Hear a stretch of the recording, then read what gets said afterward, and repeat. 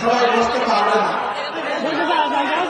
যেভাবে আছেন দাঁড়ায় থাকেন, আমরা বেশ সময় কথা বলবো না, কারণ এটি একটি রাজপথ, মানুষের কষ্ট আমরা বাড়াতে চাই না। আল্লাহ শুকরিয়া আদায় করি, আলহামদুলিল্লাহ। আসমান জমিনের মালিক, তুমি সাক্ষীকে থাকো, আমরা তোমারও শুকরিয়া আদায় করছি।